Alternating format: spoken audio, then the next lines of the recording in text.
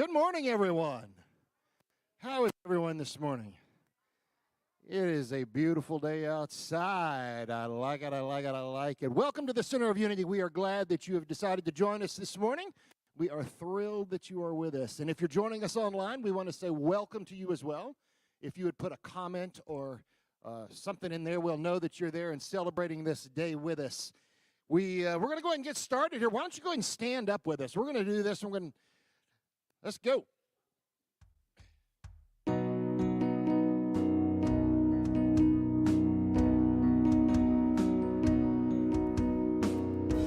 Blessed be your name, the land that is plentiful, the streams of abundance flow. Blessed be your name. Blessed be your name when I'm found in the desert place, the walk through the wilderness. Blessed be your name. Every blessing you pour out, I'll turn back to praise. When the darkness closes in, Lord, still I will say, blessed be the name of the Lord. Blessed be your name. Blessed be the name of the Lord. Blessed be your glorious name. Blessed be your name when the sun's shining down on me, when the world's all as it should be. Blessed be your name. Blessed be your name on the road marked with suffering, though there's pain in the offering. Blessed be your name. Every blessing you pour out, I'll turn back to praise. And when the darkness closes in, Lord, still I will say, blessed be the name of the Lord. Blessed be your name. Blessed be the name of the Lord.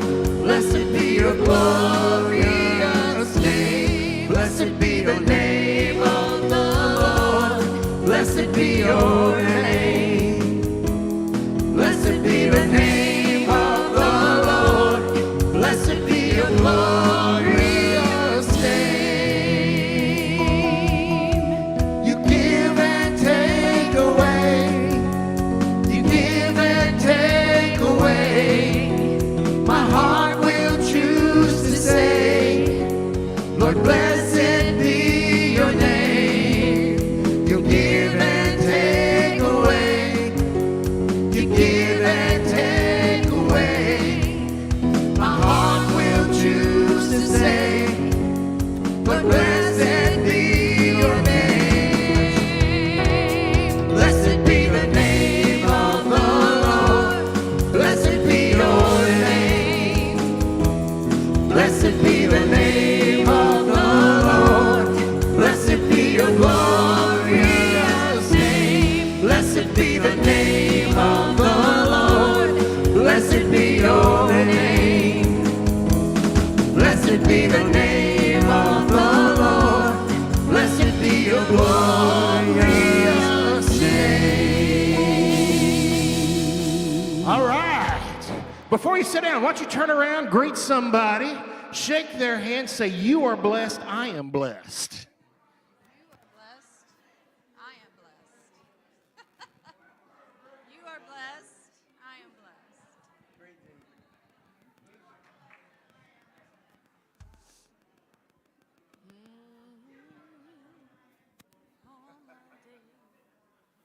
All right, you guys can go ahead and be seated. Blessed, blessed, blessed. God is good. God is good. Also, say that too. Say, God is good. God is good. God is not just good some of the time. God is good all of the time. That's right. Let's do this song, Bob.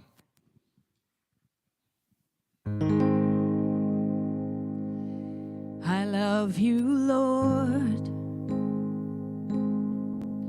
Oh, your mercy never fails me. All my days I've been held in your hands. From the moment that I wake up until I lay my head, I will sing of the goodness of God. All my life you have been faithful. All my life you have been so, so good. With Every breath that I am able, oh, I will sing of the goodness of God. I love your voice. You You have led me through the fire. in the darkest night. You are close like no other. Known you as a father, known you as a friend, and I have lived in the goodness of God. All my life you have been faithful. And all my life you have been so, so good. With every breath that I am able, oh, I will sing of the goodness of God. Come on. Your goodness is running after, it's running after me. Your goodness is running after, it's running after me. With my life laid down, I surrender now. I give you everything. 'Cause your goodness is running after, it's running after me. Sing that again. Your goodness is running after, it's running after me. Your goodness is running after, it's running after me. With my life laid down, I surrender now. I give you everything. Your goodness is running after, it keeps running after me.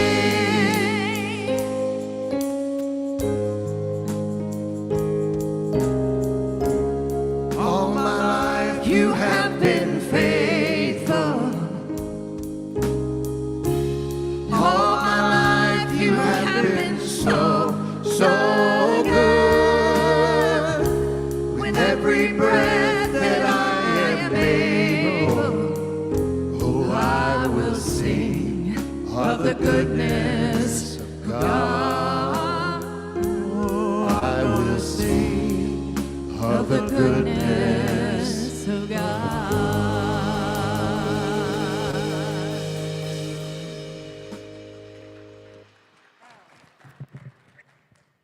Awesome.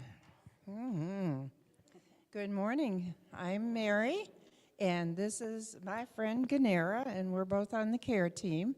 We'll be right there by the prayer room after service if you would like to share some prayer time with us, whether for joy or not so joy. This morning's daily word is world peace. I live my vision for a peaceful world. To bring about peace in the world, I began by paying attention to my reaction when I feel I've been treated unjustly. I do not deny my feelings, but neither do I allow anger, envy, or negative feelings to take control of my response. I feel my feelings, but I remain committed to live the truth I know. Regardless of behavior, every person is a divine being, a living expression of God. I call upon my divine faculties of love, faith, and strength to guide me to the next step. No matter how another responds, I remain centered in God. My efforts may make a difference. Peace between individuals creates peace within families, in communities, and among the nations of the world.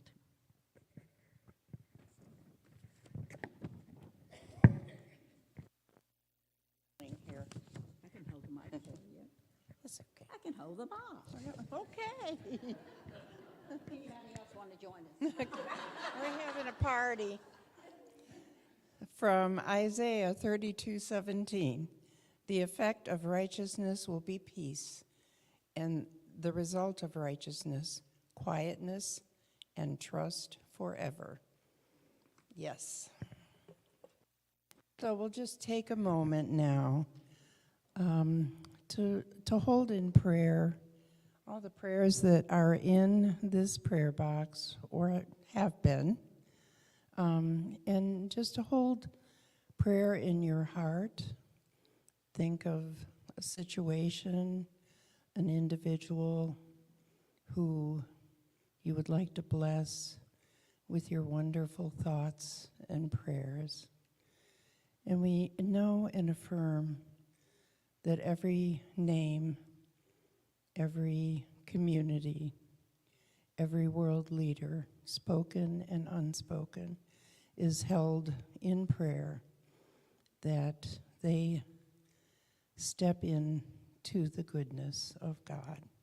And we are so thankful, and we say amen.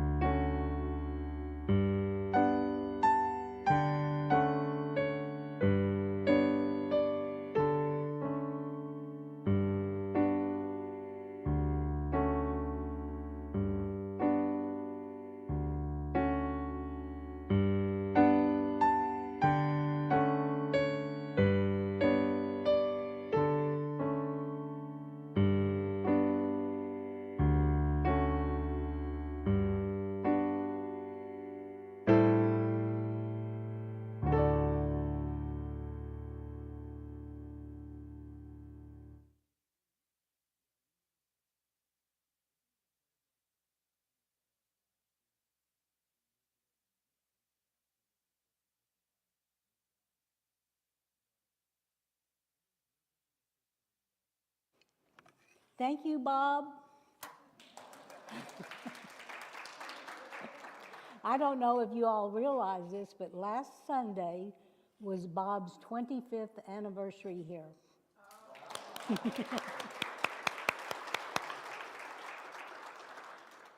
Now, we're going to switch things about a little bit because I'm going to do the meditation first to set you all up, sort of like playing with your subconscious. So, can you hear me? Oh, okay.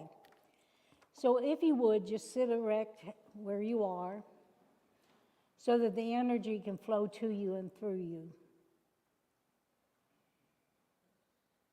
So breathe in to the count of 4 and exhale.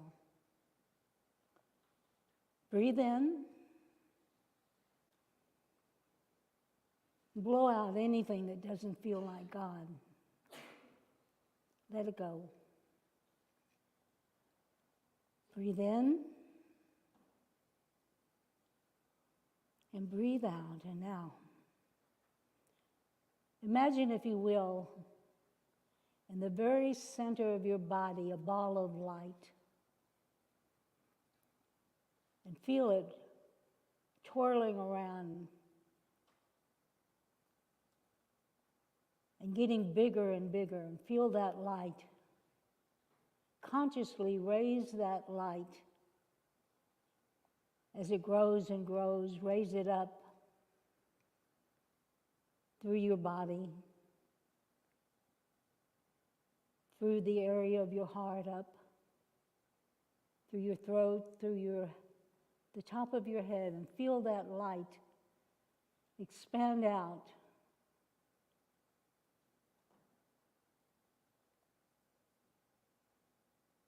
And feel it incorporating into the universe, into Source, becoming more and more powerful. Now bring it back. Bring it back within your body. And feel that healing energy radiating out into every cell.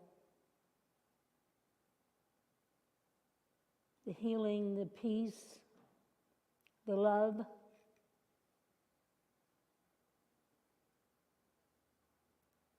Filling your body, every single cell, beyond even the perimeter of your body.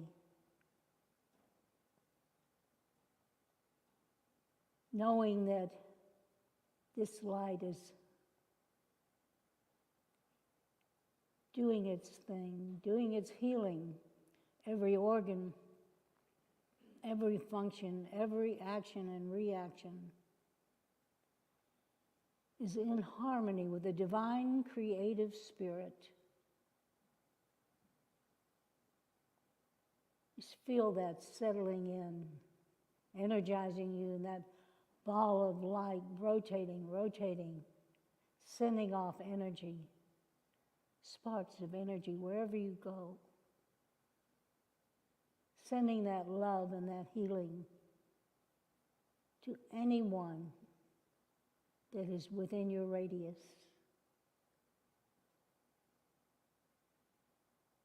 Knowing that you are a unique expression in the mind of God.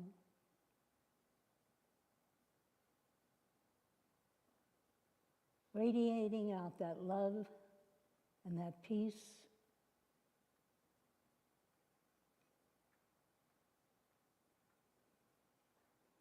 Breathe in, keeping this energy, this power within you. Come back into this room now, knowing that you have had a holy moment. So it is. Hello, everybody. It always feels like family reunion when we come here. We were members for a long time and then got called someplace else, but we love each of you.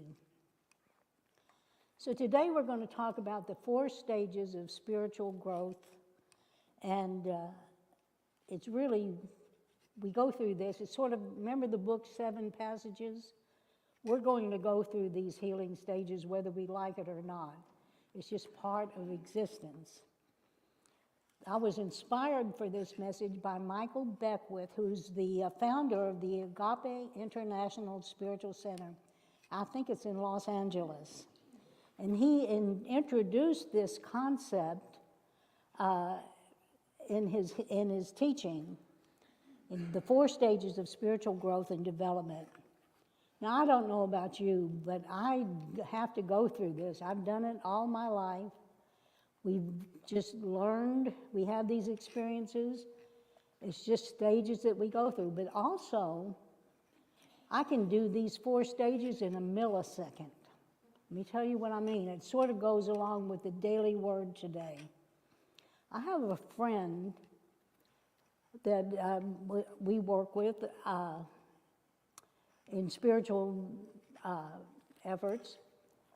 And she is the most generous, kind, loving, magnanimous human being you ever want to meet. But dadgummit, she is the most assertive woman you'd ever want to meet.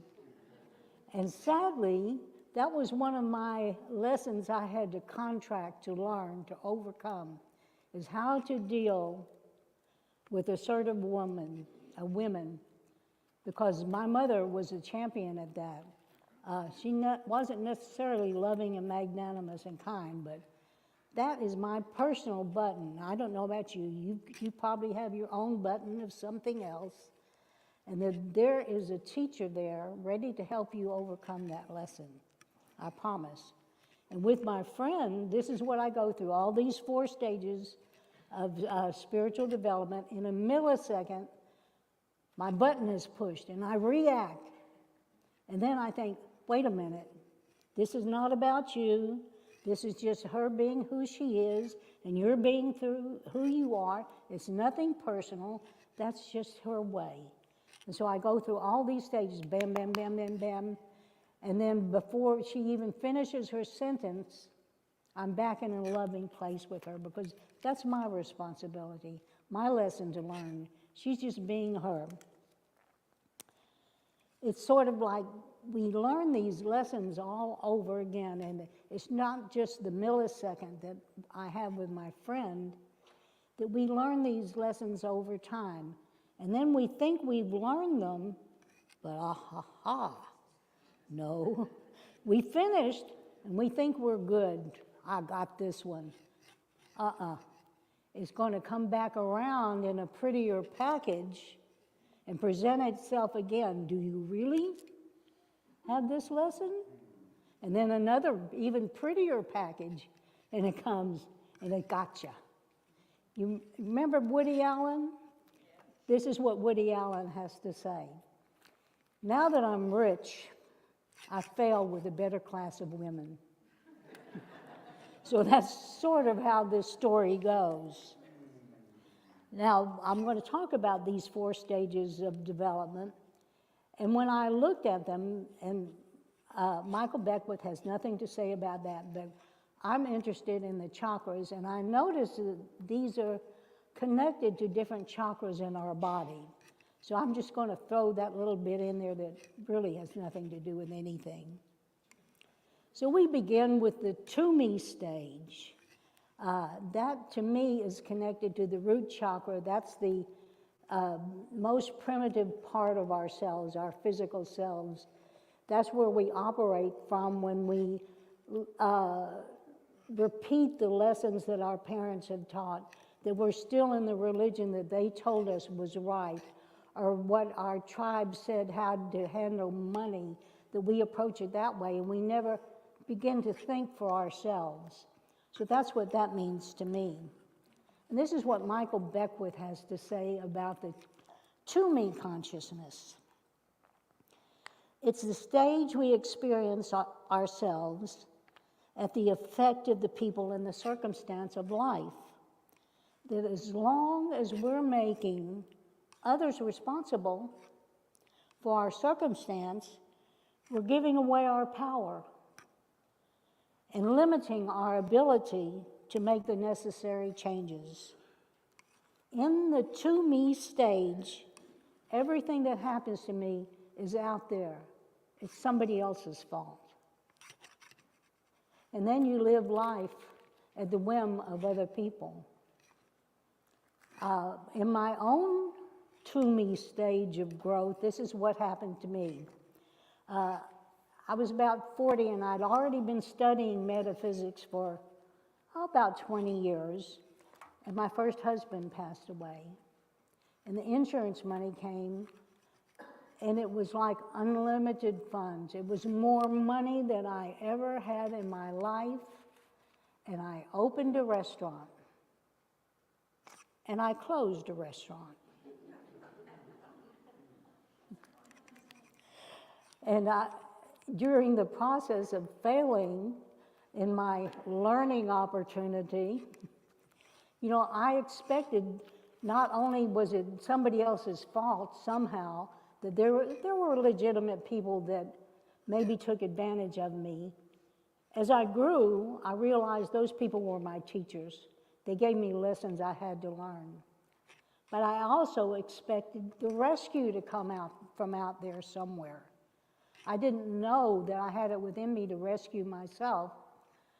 I think I expected Jesus Christ to ride up on his white horse and save my butt. Didn't happen. I think I know where Jesus was during all of this. There's a New Yorker cartoon, and there's these missionary guys knocking at the door. Lady opens the door, and they say to her, "Have you found Jesus?" But back over her shoulder, there's a lump in the drapes. If you look down at the bottom, there's these little sandal toes peeking out from the drapes. I think that's where Jesus was when I was going through this. I think he was hiding behind the drapes saying, oh, not my problem, not my karma. So I had to rescue myself. I didn't exactly rescue myself. I struggled with it for a long time after I passed that episode. And then life took me kicking and screaming into the next stage of my spiritual development. All those metaphysics that I had studied for those 20 years really didn't change anything that I experienced. I still had to learn the lesson that I contracted to learn before I jumped into this bag of bones. And we all do that. We all have a lesson that we're contracted to experience. And our villain is really someone that loved us enough to be the villain, to be the teacher, so that we could learn our lessons. So this is what Michael Beckwith has to say about the next stage of spiritual development, the stage of our journey, our sojourn on earth school, bummer. He says, we're not victims of circumstance, but rather the creators of it. This was a new concept to me, even though I studied all this stuff. He said it's a building or rebuilding phase of the ownership of life. It's a powerful step on the path when we begin to take responsibility for ourselves. This phase often sneaks up on you, and you really don't know enough to be aware of the signs. You just know that you've got to take charge. I remember right after this, I had a little day planner, and I printed out this slogan. I didn't know as much about what it meant as I do now, but the slogan was, if it is to be, it's up to me. So I knew the flaw was me. I was the one that made the mistakes, and I had to find my way out and take responsibility of what I had created. So now it was time to get into new thought principles. Now, earlier I talked about studying metaphysics for 20 years. Then I went into new thought principles. And you think it might be the same, but there's a great deal of difference. Metaphysical, for me, I'm speaking from my own experience, not anybody else's, but when I became enamored with this concept and all the things that metaphysical entails, and some of you may have experienced this too. When you first get in, you get so excited, and you go to all the workshops, and you study about reincarnation and a ghost, or you go to mediums, you go to psychics, and all of this. Honey, I was the queen of woo-woo for 20 years. It didn't help one speck in my situation, in my education. But then, after it was over, we happened to go into, I met Glenn during the middle of all this terribleness, and we got married, and we started going to Unity of Arlington. That was our first foray as a couple into regular church going. And back then, we were young. Edwin Gaines was young. And so we went to one of her workshops. And she was small potatoes back then, but she really laid it out. She had some good physical things to begin to implement in our lives to where we could go from surviving to thriving. And then you hear about this new thought principle, change your mind and change your life. So I went from the metaphysical into serious study and implementing all these things that you're learning here at Center of Unity. So my rebuilding phase came with selling my home and my cars to pay my debts, which were way beyond the money I had lost. I not only lost my cars and my home, the restaurant, but I'd lost the respect of anybody that knew me. Period. That was it. I was written off, and deservedly so. It was a lesson that I had to go through, and we ultimately climbed our way out of it. So slowly, I began to analyze how energy works, what these principles mean. For instance, what you learn here is about tithing, that it is part of being prosperous. Before, tithing was like you negotiated with an authoritarian God, and you begged your way in and out. But now I came to learn that it's teaching you about trust and knowing that God's got you. That's another thing that there's a difference in the out there philosophy. Trust is a little bit about something out there. Knowing is from here. So we're in this process of the by me situation, the by me stage of our journey and taking control. We begin to learn that. Also about healing. One of the things that we learn about healing, which is really big in Unity churches and any other New Thought church, what we go to others like the prayer practitioner, the prayer chaplain, or the minister, and we ask for prayer, because when we're the one in need of prayer, we have so much anxiety that we're putting up an energetic roadblock that keeps our voice from flowing out into the universe. Whereas the prayer practitioner or the chaplain or the minister isn't bound up by that anxiety. They simply know. They know that God heals. They've seen it. So they can issue the word for healing, and it rides in on this lovely vehicle of energy. It's like what Jesus said in the Bible, in the Lord's Prayer. He did not say, he said, this is not how to pray, but this is what to, wait, I'm getting this wrong. These are not the words to pray. It is not what you pray, but it's how you pray. In the Lord's Prayer, what does he say? Give us this day. Forgive us our debts. He's issuing a polite command into the universe because he's come from a place of knowing. So there's a difference there. And you learn these things as you go along trying to control your life in the by me stage of your involvement. So bit by bit, awareness crept in, and we're ready then for the next stage. The next stage is the through me stage. So you're graduating a little bit. So this is what Michael Beckwith has to say about that.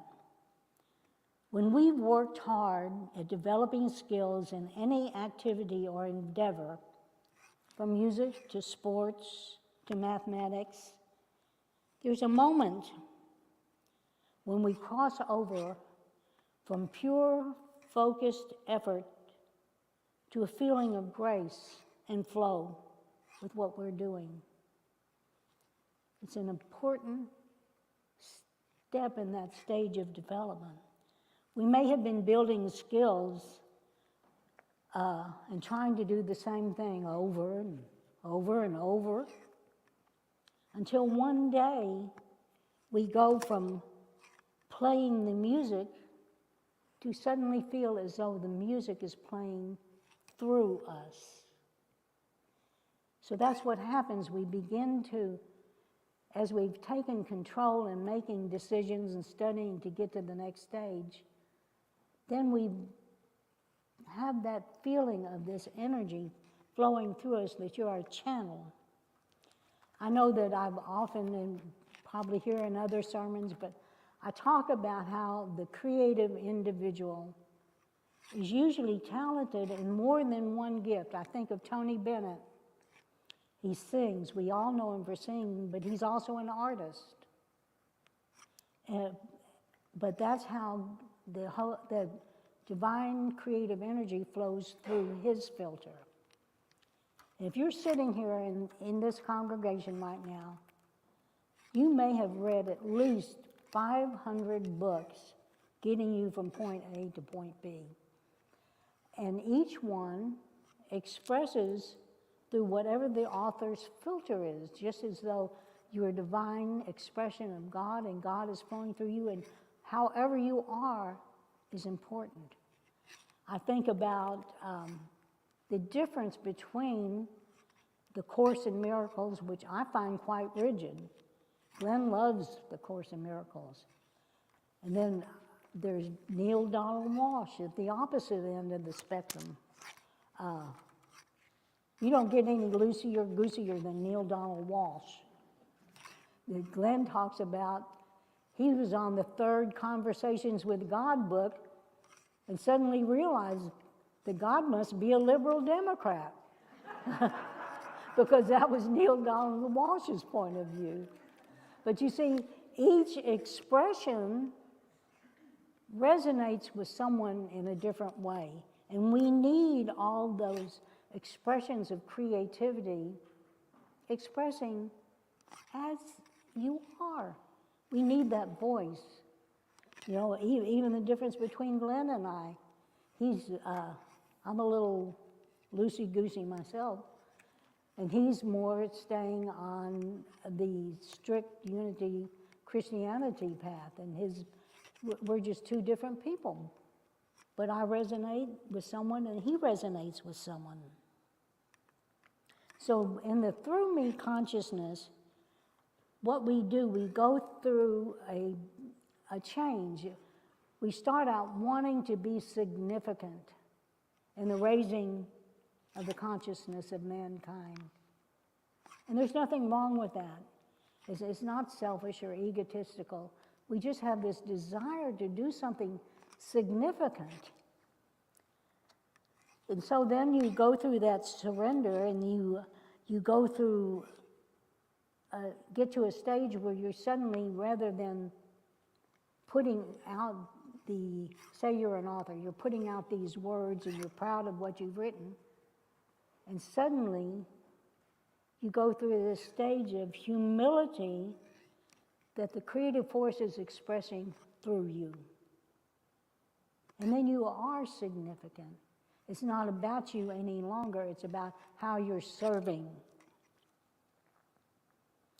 So then the next stage of the spiritual development is the ASME stage. And this is, I forgot to tell you the chakra for the through me stage. Remember when we were meditating, we sent that energy through us?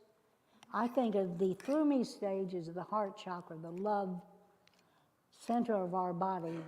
I think of it as the liaison chakra, because we take the 3 lower chakras, which are about physical energy, bring it up through that love, and then raise it up through the spiritual chakras.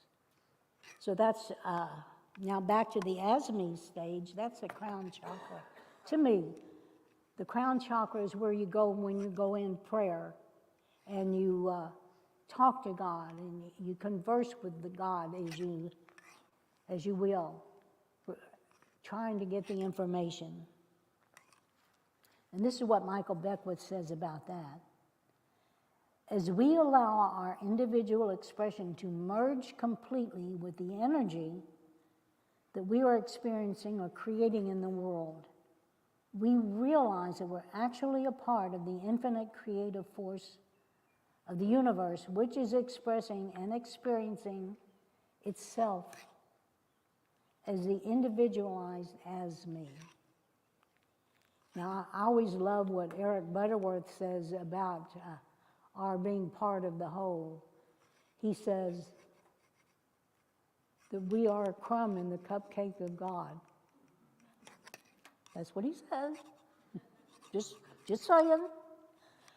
But then, and you've heard a million times that we are like a drop in the ocean. We have all the attributes of the ocean in this drop, but we're not the whole ocean. And that's how we are with divine, the allness of the universe. We have all those attributes that we can use. And when we come from a place of knowing that about ourselves and accepting that we are a divine expression of the mind of God. So this is an illustration about how that works in the as-me consciousness. And you've heard this story. If you've ever been in another church, anywhere, I don't care what kind of ministry you are, New Thought, evangelical, a priest or whatever, you're bound to have used this story. And it's a story about the drought in the land. And so they send up the holy people to the mountaintop to pray for rain. So the minister is up there, the Native American shaman is up there, and so the minister is praying to God, to a God out there, you see, and he's got this beseeching prayer, oh, please God, let there be rain in the land, let it nourish the ground, let it bless the people. I humbly ask you for this gift.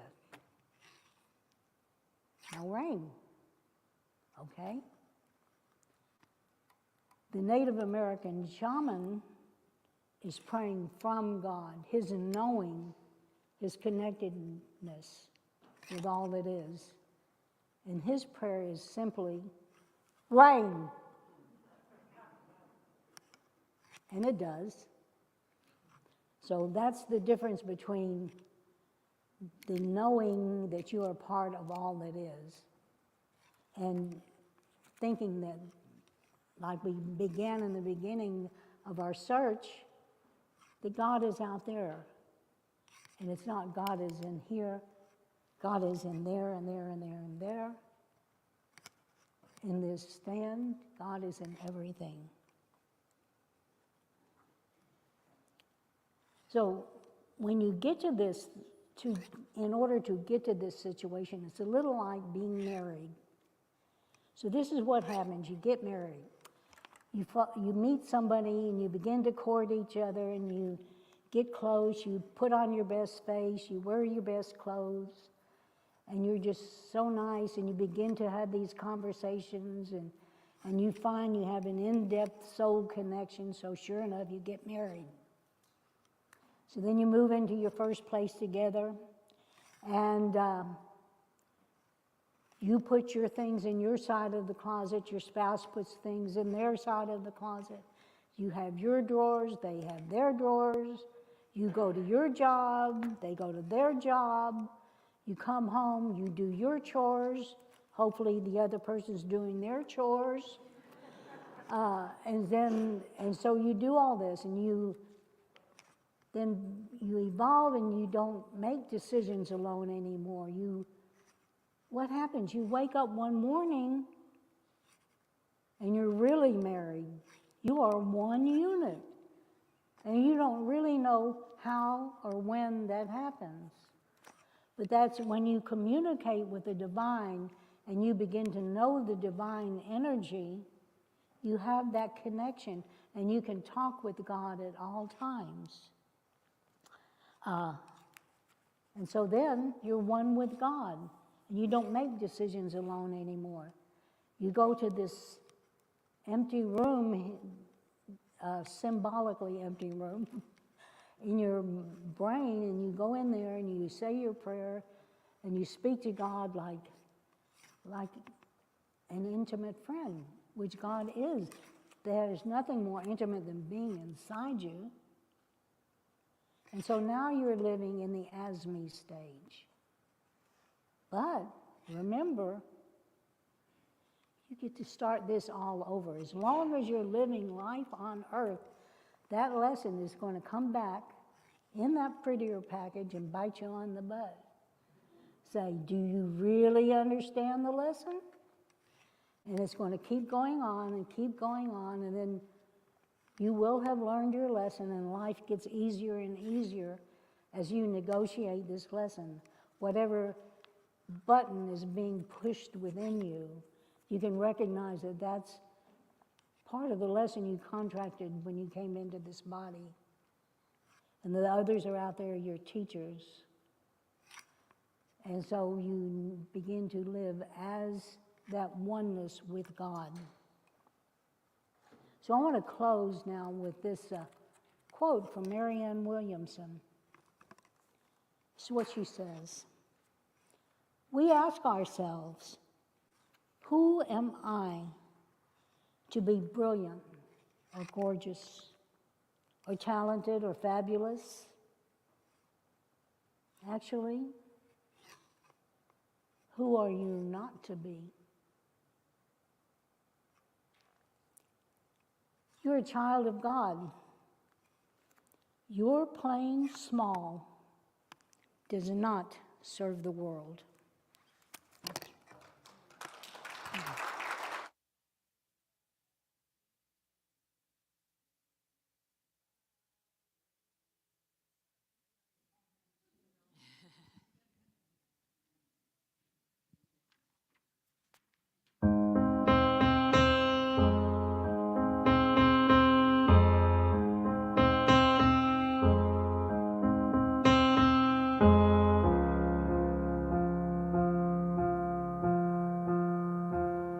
I've seen love come and I've seen love walk away. So many questions.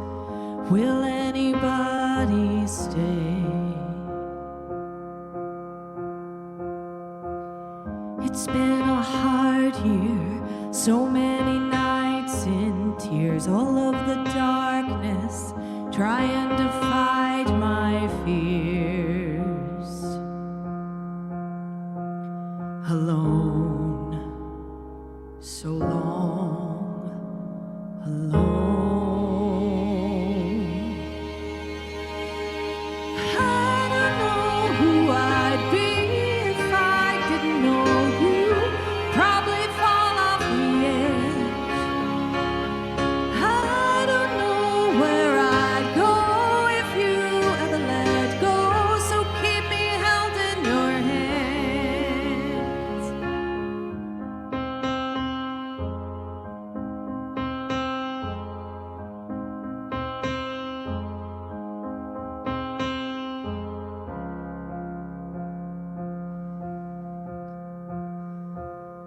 I've started breathing, the weight is lifted. Here with you it's easy, my head is finally clear.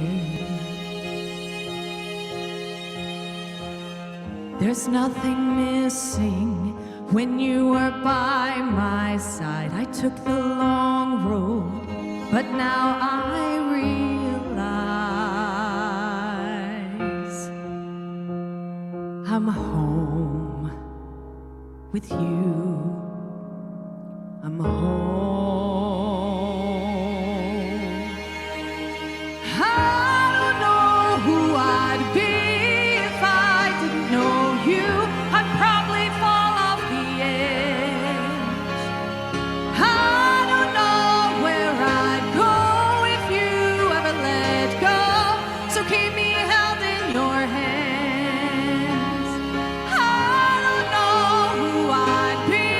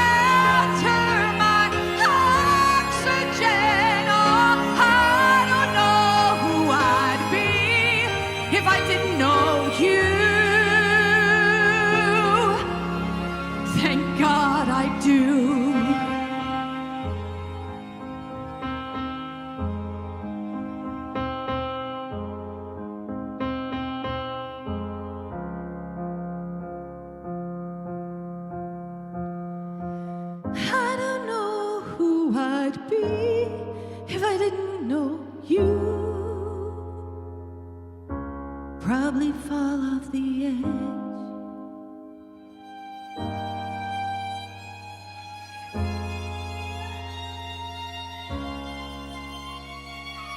I don't know who I'd be if I didn't have you. Thank God I do.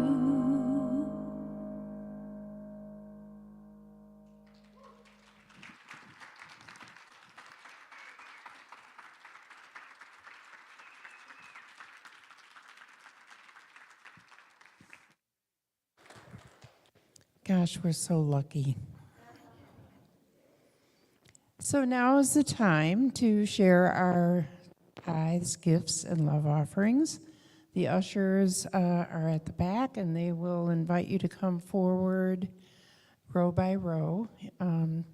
Just come up and leave your offering in the basket, and be sure and take an affirmation that you can take into the week with you.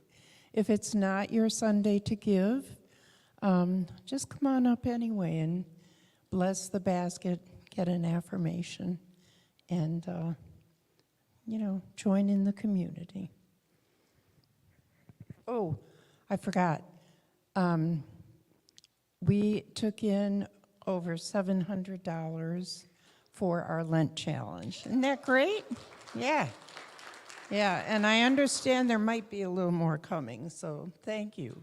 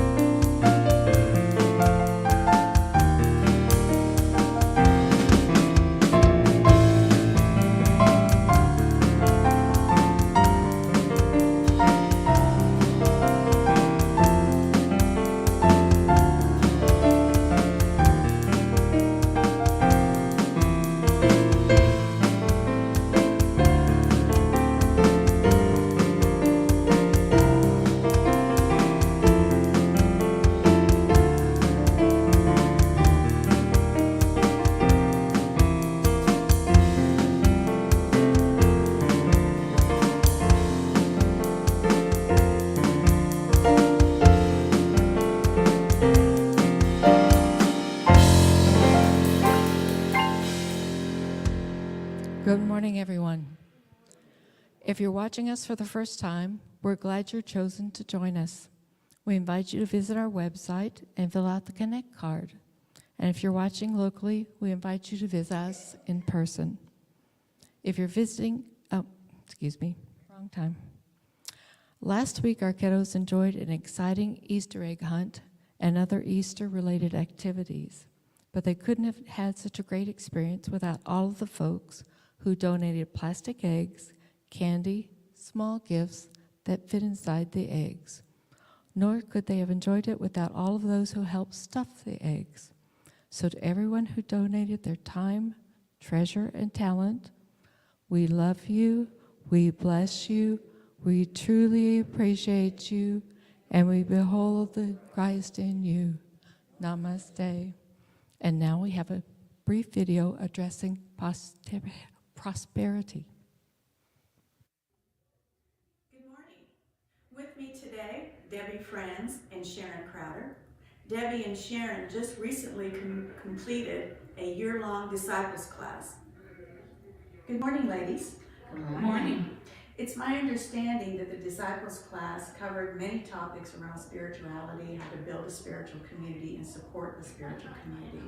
What we'd like to talk about today is the portion of the class around abundance and prosperity. So Debbie, can you share with us one or two takeaways around abundance and prosperity? Sure. Having been a Unity student for many years, that the biggest thing that I got from this go around on prosperity was the gratitude. Having to find gratitude in the things that are around me, and to in the little things and in the big things. And so that was we had to do that. That was one of our tasks or goals to do each day, and share it with a partner. So that was really stretched me. And it did, and it was and it was very enlightening, and I learned a lot from that. And then also the other thing was that that it's, I'm trying to think, I'm sorry,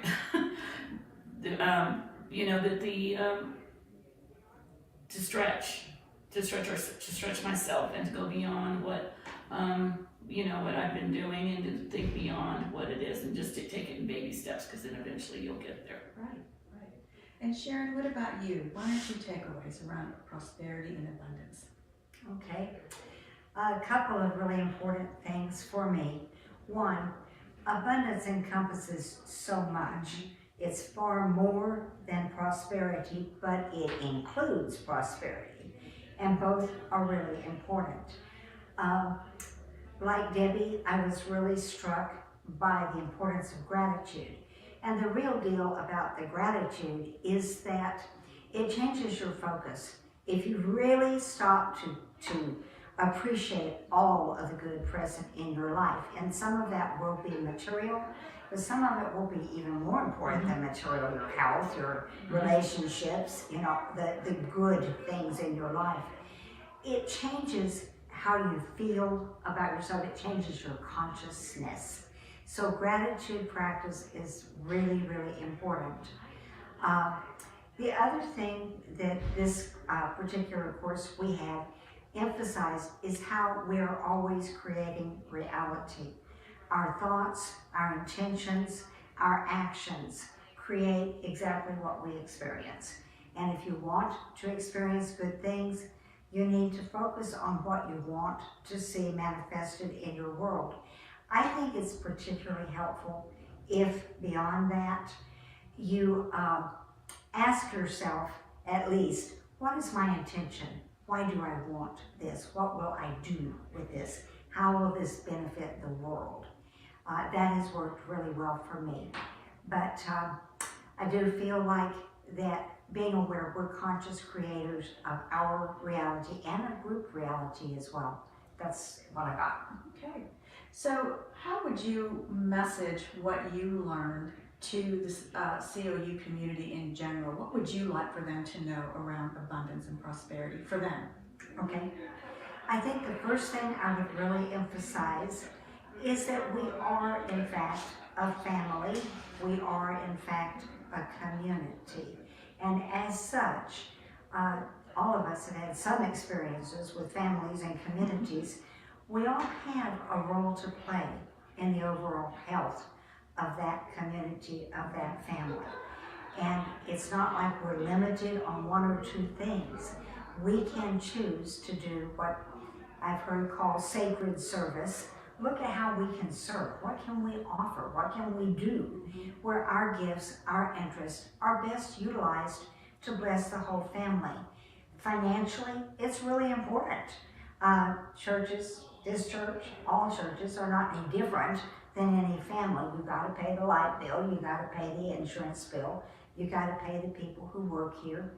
I think to really assess what are the needs of the family, how can you financially contribute to that, and doing that consistently. I feel that consistency is really important because it's very difficult for any community to know how to go forward if they don't know what they can count on. So those are the things I think we can do to bless our community so it will continue to bless the world as well as us. Perfect. And Debbie, what would you like to message to the community around abundance and prosperity? Sure. Piggybacking on what Sharon was saying as far as the financial, one of the things that we were, I don't want to say challenged, but Reverend Linda said, you know, whatever are you giving, just give a little more, even though maybe initially you may feel that, you know, that reaction, because you know, is that, you know, gas in your car. And I said, okay. So I did that, and so I've been consistently giving more, and I've been do that over an extended period of time, and then after a few months, increase again, and keep increasing. And that was one of the things that Linda kept talking about. She says you can't outgive God. And that was, you know, and she says she loves to give, and that was, and she shared with us some things, and that was just, it was a lot of fun. And so it's just getting past that initial reaction of, oh my gosh, where's the money going to come from to put gas in the car? But having done that, now, you know, I'm ready to take that next stretch real soon. So that's, you know, it's very important to do that, and it's coming to our community because, as Sharon said, there's bills to pay. It takes money to run the church and to do our outreach, because we don't just take care of our church family, we also reach out to the community, and we, you know, and the church ties to the community as well. Well, thank you, and thank you both for being here today, and thank you for your dedication to the Center of Unity. For more information about classes and programs at COU, please visit our website, centerofunity.org. Here's what's coming up at Center of Unity. Come journey from What Will People Think to I Am Enough in our new series, The Gifts of Imperfection, based on the book by Brené Brown. It's your guide to a wholehearted life. Spirit groups are now forming, and we want you to be a part of it. There are 3 groups available that will meet either in person or online for 6 weeks. Spirit groups give you an opportunity to connect with people in a deep, meaningful, and fulfilling way. Visit the COU website or app for more info. Join Corked at Chicken and Pickle after service on Sunday, April 23rd. You can enjoy the buffet or order off the regular menu. We have someone who is willing to try pickleball and will chip in for renting a court. It would be fantastic if we could get 3 or more people willing to try it. They also have free games such as ping pong, cornhole, Jenga, and Battleship. Please RSVP to Barbara Looters by April 20th. The book club will meet online next Saturday to discuss the book Sisters by Daisy Johnson. The Zoom ID is on the screen, or you can access it from our website or the COU app. There are multiple ways you can make a donation to Center of Unity. You can drop your donation off at the church, mail it to our P.O. Box, visit our website, or use the COU or Venmo app. Your continued support is greatly appreciated. I have one small announcement. Chicken and Pickle has been moved, so it will not be on the 23rd. We were not able to reserve a court for the times that we needed to do that. They were not appropriate times. It was either before church or late at night, so that wasn't going to work. So I was up until after midnight last night to be one of the first ones to try to reserve a court 2 weeks ahead. So we do have one. We have an indoor court reserved on the 30th, which is the last Sunday, April 30th, from 1 until 2 o'clock. So after church, we will be, whoever would like to go and find out all about Chicken and Pickle are invited to go over there, and we'll get together and have food, and then we will have a court. We need, it should have 4 people.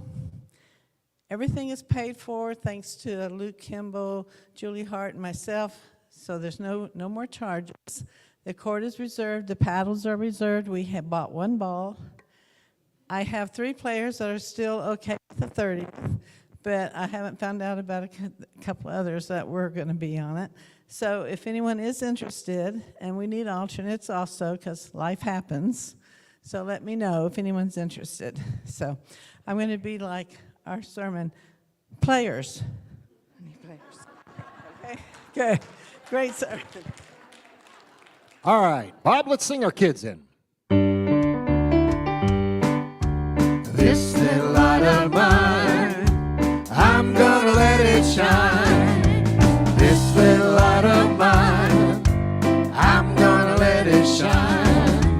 This little light of mine, I'm gonna let it shine. Let it shine, let it shine, let it shine. This little light of mine, I'm gonna let it shine. This little light of mine, I'm gonna let it shine. This little light of mine, I'm gonna let it shine. Let it shine, let it shine, let it shine. All right, good morning, everybody.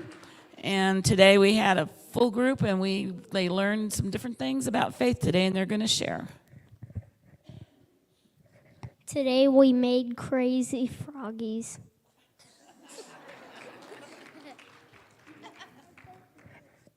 The frog reminds me of faith in God. Today we did obstacles where we were blind, and it helped us learn about faith. Today we made a stone tool so that you need to have a solid foundation. All right, and then on the 30th of this month will be the multi-generational service, so look for the kiddos helping out in different areas, and that's it. All right, wonderful. Well, thank you so much for joining us this week. Thank you, Pat, once again. It was wonderful. Why don't we all stand up together? Let's join hands and do our peace song.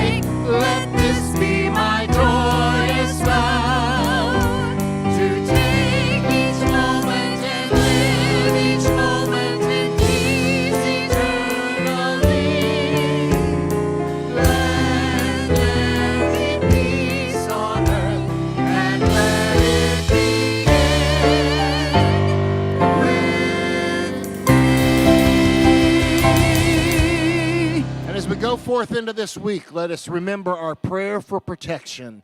The light of God surrounds us. I am the light of God. The love of God enfolds us. I am the love of God. The power of God protects us. I am the power of God. The presence of God watches over us. I am the presence of God. Wherever we are, God is, and all is well. See you next week.